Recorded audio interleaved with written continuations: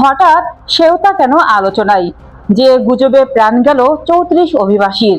মাত্র 19 বর্গ কিলোমিটারের ছোট্ট শহর সেওতা, জনসংখ্যা প্রায় 85,000।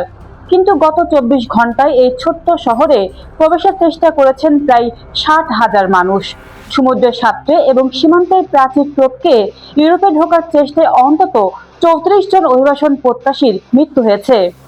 কিন্তু প্রশ্ন হলো, হঠাৎ কেন বিশ্বের আলোচনায় উঠে এসেছে সেওতা?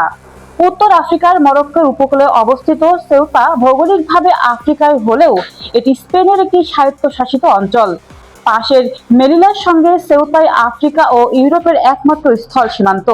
তাই ইউরোপে প্রবেশের স্বপ্ন দেখা হাজারো অভিবাসীর কাছে সেওতা দীর্ঘদিন ধরে একটি গুরুত্বপূর্ণ পথ। সাম্প্রতিক এই সংকটের পেছনে রয়েছে একটি আদালতের রায় এবং সেটিকে ঘিরে ছড়িয়ে পড়া গুজব।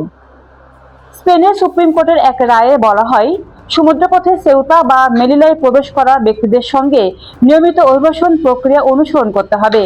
এই রায়ের পর মানব পাচারকারী চক্র সামাজিক যোগাযোগ মাধ্যমে গুজব ছড়ায়, সেউতায় পৌঁছাতে পারলেই আর কাউকে ফেরত পাঠানো হবে না। এই ভুল তথ্য বিশ্বাস করেই হাজারো মানুষ একসঙ্গে সীমান্তের দিকে ছুটে যান। অনেকে মরক্কোর উপকূল থেকে কয়েক কিলোমিটার সাথে সেউতায় পৌঁছানোর চেষ্টা করেন, আবার কেউ সীমান্তের বেড়া অতিক্রমের চেষ্টা করেন। আর এই বিশৃঙ্খলের মধ্যে প্রাণ হারান অন্তত 34 জন। মাত্র 500 জনের জন্য তৈরি কেন্দ্রগুলোতে জায়গা সংকট তৈরি হয়।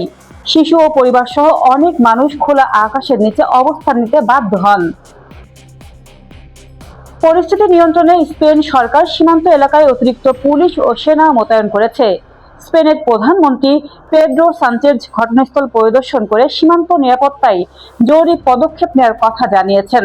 এদিকে ইউরোপীয় ইউনিয়নও বিষয়টি নিয়ে উদ্বেগ জানিয়েছে। মানব পাচারকারী চক্রের বিরুদ্ধে কঠোর ব্যবস্থা নেওয়ার আহ্বান জানানো হয়েছে। বিশ্লেষকদের মতে সেউতায় এই সংকট শুধু একটি সীমান্ত সমস্যা নয়, এটি ইউরোপের অভিবাসন নীতি, মানবিক সংকট এবং নিরাপত্তা ব্যবস্থার জন্য বড় চ্যালেঞ্জ হয়ে দাঁড়িয়েছে। News desk অন্যধারা।